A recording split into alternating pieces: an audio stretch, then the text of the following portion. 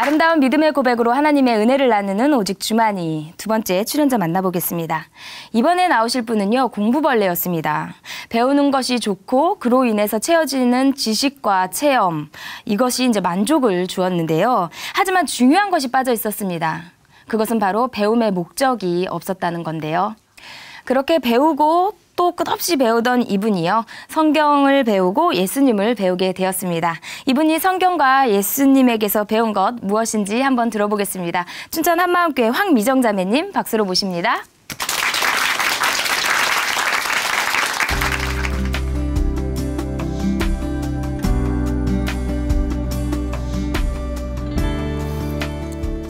안녕하세요. 춘천 한마음교회 황미정입니다. 저는 자기 만족을 위해 무언가를 끊임없이 배워야 직성이 풀리고 저 외에는 관심이 없어 주변 사람의 마음을 잘 보지 못하던 사람이었어요. 이런 제가 부활하신 예수님을 만나 한 영혼에 올인하며 사는 일이 얼마나 기쁘고 행복한 삶인지 알게 되고 복음으로 한 민족을 품고 세계를 품게 된 간증을 나누고자 합니다. 저희 집에는 딸이 여럿 있는데요. 저희 딸들이 각기 다른 외모에도 불구하고 비슷한 점이 있었어요. 코가 뾰족하고 높아서 그런지 자존심이 강하고 차갑고 쌀쌀 맞아서 사람들이 가까이 하기 어렵다고들 했어요. 큰언니는 어른공주, 동생은 차도녀라는 별명이 있었는데요. 저는 피도 눈물도 없는 냉혈 동물로 불리곤 했어요. 예수님을 믿기 전 우리 집은 찬바람이 쌩쌩 부는 겨울왕국 그 자체였습니다. 저는 차갑고 냉정한 성격에 예스노가 아주 분명해서 다른 사람의 마음이나 생각을 헤아리지 않고 상대방에게 상처 주는 말도 곧바로 해버렸어요. 또 꼭 필요한 말 외에는 잘 하지 않았는데요.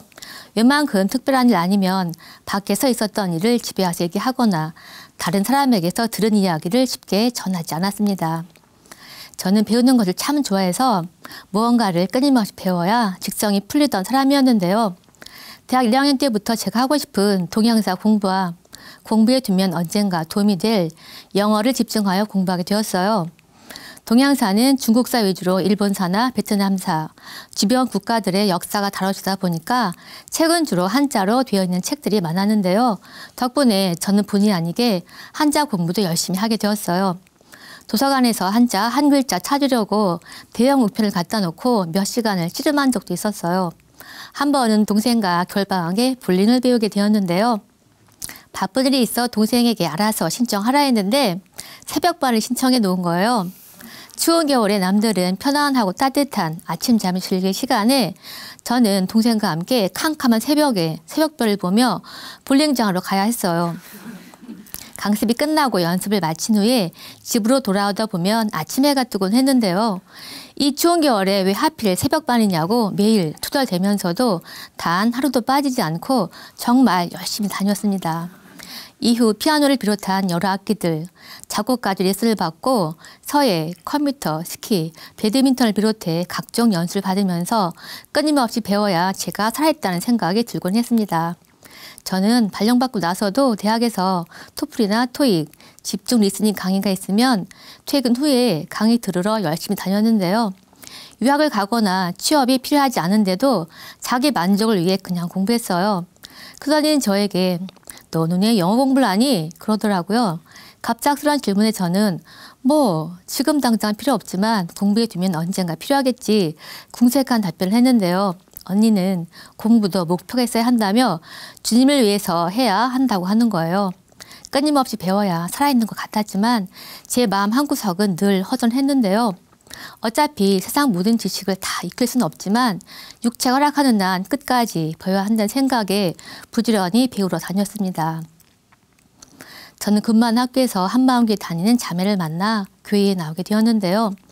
늘 새로운 것을 배우기 좋아했던 저는 교회에 나와서도 예수님을 만나는 것보다 새로운 성경 지식을 알고 예수님에 대해 알게 된다는 사실이 더 좋았어요. 교회에 필리핀 선교사님이 오신 적이 있는데요. 선교사님은 선교지에서는 말씀과 기도는 필수고 필리핀 영어권이니까 영어를 해야 하고 필리핀 사람들이 음악을 좋아하니까 악기를 다루거나 노래를 잘하면 좋다고 하셨어요. 순간 하나님 일을 하려면 영어를 해야겠구나 마음이 들어 다음날 바로 어학원에 등록하고 이후 대학원도 영어 교육을 전공하게 되었습니다. 그런데 교회를 다니면서 배운다고 달게 되는 것이 아니더라고요. 당시 교회에서는 십자가 사랑에 대한 말씀이 6개월 넘게 선포된 적이 있는데요. 예배가 끝나면 모두들 그 사랑에 감격되어 눈물 흘리고 은혜가 넘치는데 저는 여전히 감각이 없는 거예요. 목사님께서 말씀하시는 사랑에 대한 말씀은 계속 반복되는 것이어서 내용을 모르는 게 아니었어요. 그런데 도저히 그 사랑이 뭔지 모르겠더라고요. 아휴, 나는 기질이 차갑고 냉정한 사람이라 십자가 사랑을 아는 것은 무리인가 보다 하는 마음과 함께 포기하는 마음이 들었어요. 그런데 어느 날 목사님께서 성령께서 이 사랑을 알게 하시면 그 사랑이 감당이 안 되는 걸 하시며 그날도 여전히 십자가 사랑에 대한 말씀을 선포하셨어요. 그런데 놀랍게도 예배 시간에 성령께서 십자가에서 죽으신 예수님이 저와 똑같은 사람인 것을 알려주는데 제 심장이 멎는 줄 알았어요.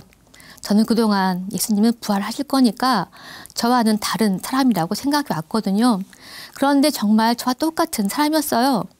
배고프면 먹어야 하고 졸리면 자야 하고 수모를 당하면 수치스러움을 느끼고 육체의 고통이 가해지면 아픔을 고스란히 느끼는 100% 사람이었어요. 순간 예수님이 겪으신 일들이 하나하나 떠올랐어요. 예수님이 겟세마네에서 땀방울이 핏방울이 되도록 기도하신 것도 로마 군사들에게 뺨을 맞고 침뱉음을 당하고 조롱당하고 채찍질 당하고 십자가를 진 채 골고다 언덕을 오르고 십자가에 달려 고통당하는 모든 것들이 마치 제가 당하는 것처럼 여겨졌어요. 예수님이 당하신 그 고통과 수치스러움, 그 비참한 마음이 제게 동일하게 느껴졌어요. 정말 통곡이 나왔습니다. 도대체 어떤 마음으로 그 끔찍한 고통과 수치스러움을 이겨내셨는지 알게 되니까 그 사랑에 그냥 무릎이 꿇어졌어요.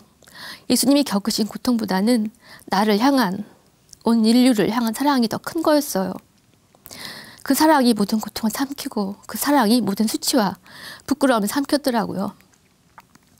히브리서 12장에 예수님께서 그 앞에 있는 즐거움을 위하여 십자가를 참으시고 부끄러움을 게으르지 않으셨다는 말씀이 무슨 말씀인지 알 수 있었어요. 그리고 부활하신 예수님을 바라보았습니다. 사람으로 죽으신 예수님이 하나님의 능력으로 3일 만에 부활하셨더라고요. 예수님의 부활은 성경책에나 존재한 사실이 아니었어요. 제가 즐겨보던 역사책 곳곳에 백과사전과 인물사전에 자세히 기록되어 있었어요. 예수님은 인류 역사를 BC와 AD로 나누는 역사의 기준이 되시고 역사를 주관하시는 분이셨어요.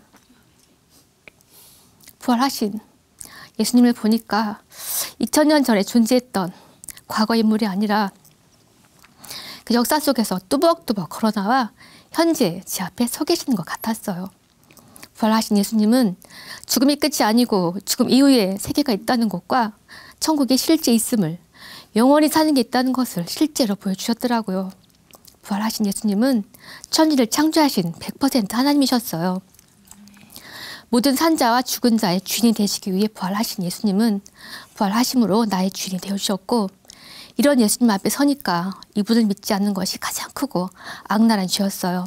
저는 부활하신 주님 앞에 살려달라는 고백과 함께 지금껏 예수님을 믿지 않았던 죄를 회개하게 되었습니다.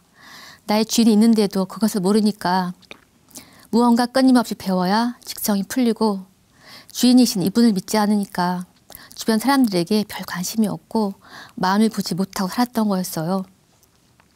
부활하신 예수님 앞에 서니까 나의 주, 나의 하나님이라는 고백이 바로 나왔습니다. 저는 주 예수보다 귀한 것은 없는으로 시작하는 찬송가를 가장 좋아하는데요. 이 찬송가를 부를 때마다 부활하신 주님 앞에 제 사랑을 고백하는 마음으로 부르곤 합니다. 예수님을 위해 세상 즐거움을 다 버렸습니다. 이 땅의 부귀영화, 명예, 지위, 사람, 그 어떤 것도 예수님과 바꿀 수 없습니다. 이 땅 가운데 예수님만큼 귀한 것은 없습니다. 예수님, 당신만이 온 우주 가운데 가장 존귀하십니다. 예수님만이 길이요, 진리요, 생명 되십니다. 라고 고백합니다. 나는 부활이요 생명이니 나를 믿는 자는 죽어도 살겠고 무릇 살아서 나를 믿는 자는 영원히 죽지 아니하리니 이것을 내가 믿느냐. 이 말씀에 진심으로 아멘합니다. 그런데 더 기쁜 것은 부활하신 예수님이 세상 끝날까지 나와 영원히 함께 하신다는 거예요. 천국의 주인이신 예수님이 나와 늘 동행하시니까 이 땅 가운데 천국의 삶을 누리는 자가 되었어요. 사랑과 기쁨의 근원이시며 평강의 근원이신 분이 저와 함께 하시니까 저는 어떤 가운데 있어도 주님이 주시는 사랑과 기쁨, 평강을 누리며 사는 자가 되었습니다. 어느 해 신청하지도 않은 6개월 장기 심화 영어 연수를 받게 되었는데요. 제 의지와 상관없이 시작된 연수는 좀 괴로웠어요. 하루 종일 앉아있는 것도 힘들고 일주일 내내 영어를 듣다 보니까 금요일쯤 되면 머리에서 뜨거운 스팀이 올라오는 것 같았어요. 더 이상 배운 일에 욕심이 없게 된 저는 하고 싶지 않은 공부를 하다 보니까 하나님 말씀도 놓치고 살았는데요. 이렇게 살다가는 죽을 것 같은 마음이 들었어요. 그래서 예전에 저라면 도저히 할 수 없는 것들을 하나님께 기도하게 되었어요. 이 연수 받는 동안에 꼴찌를 해도 좋으니까 하나님 말씀을 절대로 놓치지 않게 해달라는 것과 이 연수에서 익힌 영어가 하나님께 쓰임받게 해달라는 것, 그리고 충성된 영혼을 만나게 해달라는 기도를 하게 되었어요. 그러자 신기하게도 하나님께서는 기쁜 마음과 함께 요한복음 14장 말씀을 생각나게 하시며 영어 성경을 함께 읽을 선생님들을 만나게 해주셨어요. 우리는 연수받는 내내 매일 점심 식사 후에 성경을 돌아가며 읽거나 바쁜 날은 모두 강의를 마치고 남아서 성경을 읽고 헤어지곤 했어요. 더 이상 비염이 목적이 아니고 하나님께서 부어주시는 마음으로 매일 말씀을 붙든 삶은 정말 기뻤습니다. 미국 대학 기숙사에 머물며 연수를 받게 된 저는 도착하자마자 예배드릴 교회를 찾아 다녔는데요. 우리 교회와 가장 비슷한 교회를 찾아 그 교회에 집중해서 나가게 되었어요. 보통 수요예배가 없는데 그 교회는 예배를 드린다고 안내되어 있어 말씀이 너무 사모되었던 저는 저녁을 일찍 먹고 가서 교회 앞에서 서성이고 있었어요. 흑인 청년이 가까이 오더니 예수님이 누구냐며 질문해 왔어요. 저는 기다렸다는 듯이 신나게 예수님에 대해 말했는데 그 청년은 우리가 예수 안에서 형제, 자매라고 하는 거예요. 교회에 함께 들어가니까 백인 목사님과 성도들은 저를 아주 반갑게 맞아주셨는데요. 제 옆에 앉아서 예배를 드리던 흑인 청년은 지난 예배에 북한 정치범 수용소 사람들이 신앙을 지키는 모습이 담긴 동영상을 보았는데 너무 마음이 아프고 눈물이 나서 북한을 위해 기도했다고 했어요. 어찌나 감사가 되던지 한 청년께서 운행하시니까 언어가 다르고 인종이 달라도 주님 안에서 같은 마음으로 기도할 수 있다는 것을 알 수 있었어요. 이곳에도 우리 교회에 작은 교회 예배와 비슷한 예배가 있어서 저도 그 예배에 초대받아 가게 되었는데요. 몸은 미국에 있었지만 마치 한국에서 작은 교회 예배를 드리는 것 같아 정말 기뻤습니다. 기쁘게 연수를 마치고 학교에 돌아오니까 교무실에는 미국에서 왔다는 예쁘고 상냥한 원어민 교사가 있었어요. 신학교를 졸업하고 태국에 장기 선교사로 가고 싶다는 원어민 선생님은 마침 나갈 기회를 찾고 있다고 했어요. 제가 우리 교회에 오면 영어 잘하는 사람을 소개시켜 주겠다고 하니까 바로 그 주 주일날 교회에 나오게 되었어요. 그 원어민 선생님은 제가 제안한 일은 한 번도 거절한 적이 없는데요. 우리 교회는 점심 먹고 오후에도 예배 드린다니까 좋다며 바로 같이 예배를 드리고 방학 동안 교회에서 훈련 받자고 하면 바로 짐을 싸서 교회에 오곤 했습니다. 열심히 교회를 오던 원어민 선생님은 부활하신 예수님께 굴복이 되었고 놀라운 일이 생겼어요. 친구들과 주변 학교 원어민 교사들에게 예수님을 믿지 않은 죄를 회개하고 예수님을 믿어야 한다며 전하고 다녔어요. 한 번은 교회에 중국 선교사님이 오셨어요. 선교사님은 한 사람이 1년에 2사람만 전도하면 그 2사람이 각각 또 2사람이 전도해서 배가 되어 30년 안에 전 세계 복음화가 된다는 말씀하셨어요. 저는 이 말씀에 바로 아멘이 되었고 작은 교회에 대한 큰 소망을 갖게 되었어요. 새학기가 되자마자 바로 원어민 선생님과 작은 교회를 시작하게 되었는데요. 인근 학교 원어민 선생님들과 예배를 드리기도 했어요. 작은 교회 예배 왔던 이웃학교 원어민 선생님은 예배 가운데 성령께서 운행하신다면 너무 기쁘다고 밥을 산 적도 있어요. 어느 날은 자신의 협력 교사도 데려오고 또 다른 학교 원어민 교사도 데려와 5명이 넘게 모여 예배를 드리게 되었어요. 함께 찬송가를 불렀는데 남아공에서 온 원어민 선생님이 우리가 영어 한국어, 아프리카 현지어 모두 3개국어로 찬송가를 불렀다는 거예요. 마음이 정말 기뻤습니다. 미국에서 인종이 달라도 하나님의 마음을 함께 품을 수 있다는 것을 경험했었지만 이 원어민 선생님과 함께하며 정말 언어와 환경은 주 안에서 전혀 문제가 되지 않는다는 것을 알게 되었어요. 원어민 선생님들과 작은 교회를 하며 가장 은혜를 받은 것은 바로 저였는데요. 언어가 다르니까 예배를 어떻게도 하고 양육해야 할지 항상 간절히 기도하게 되었어요. 이전 같으면 부족한 영어 실력이나 제 모습을 보며 또다시 제 힘이 들어갔을 텐데 하나님께서는 이런 저에게 나는 포도나무요 너희는 가지니 저가 내 안에 내가 저 안에 있으면 이 사람은 과실을 많이 맺나니 나를 떠나서는 너희가 아무것도 할 수 없음이라. 이 말씀으로 항상 기도하게 하셨어요. 이 말씀으로 기도하면 할수록 나를 떠나서는 너희가 아무것도 할 수 없다는 말씀에 100% 아멘이 되며 그렇게 눈물이 나는 거예요. 작은 교회 예배에 찬송가를 부르다 보면 벌써 성령께서 이 예배를 이끌고 계심을 알 수 있었어요. 예배 가운데 함께 하신 성령께서 제 마음을 이미 사로잡고 계시니까 눈물로 찬송가를 부르고 말씀을 나누고 기도를 하곤 했습니다. 언어가 달라도 예배가 끝나면 우리는 모두 기쁨이 넘쳤어요. 하나님께서 이 예배를 끌어가고 계심을 서로 알 수 있었어요. 정말 이것은 배워서 하는 것이 아니었어요. 영혼에 대한 뜨거운 사랑과 예수님 한 분이면 충분했습니다. 목사님께서는 한 영혼이 변하면 한 민족이 살고 한 나라가 산다는 말씀하셨는데요. 저는 이 말씀을 아멘으로 기쁘게 받았습니다. 그 원어민 선생님은 몽족이었는데요. 저는 몽족이라는 민족이 있다는 것을 처음 알았고 언어와 문화가 있어도 나라가 없는 민족이 있다는 것을 알게 되었어요. 이 원어민 선생님 한 사람이 복음으로 변하면 몽족이 살게 될 거라는 큰 소망을 품게 되었어요.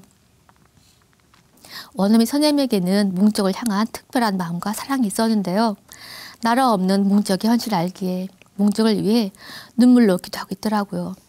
원어민 선생님과 함께 기도하고 교제하다 보니까 저도 어느새 몽족을 위해 기도하고 세계를 품고 기도하는 자가 되었습니다. 원어민 선생님을 양육하면서 제 시간과 물질, 노력, 열정 모든 것을 다 쏟아부었는데요. 예수님의 사랑을 알게 되니까 이렇게 하는 것이 한 번도 아깝다는 생각이 들지 않았어요. 양육은 이렇게 하는 거라고 따로 배운 일이 없었지만 내 양을 먹이라는 말씀에 순종하며 기쁘게 살았을 뿐인데 저도 모르게 한 영혼에 올인하며 살고 있더라고요. 그가 우리를 위하여 목숨을 버리셨으니 우리가 이로써 사랑을 알고 우리도 형제를 위해 죽는 것이 마땅하다는 요한일서 말씀이 실제가 되면서 그 어떤 때보다도 기쁘고 행복한 시간을 보냈습니다. 항상 무언가를 배워야 한다고 생각했던 것은 삶의 만족이 어디서 오는지 몰랐기 때문이었어요. 끊임없이 저를 위해 무언가를 배웠지만 예수님을 만나고 알게 된 만족감은 이런 것들과 비교할 수 없는 것이었어요. 예수님께서 저를 어떻게 사랑하셨는지 알게 되니까 하나님의 마음으로 영혼들을 사랑하게 되더라고요. 저는 한 민족을 품고 세계를 품는 하나님의 마음을 가지게 되었습니다. 이제는 이분 안에서만 만족함과 기쁨을 누리며 사랑하는 예수님을 전하고 영혼을 양육한 일에 남은 인생을 다 드리겠습니다. 감사합니다.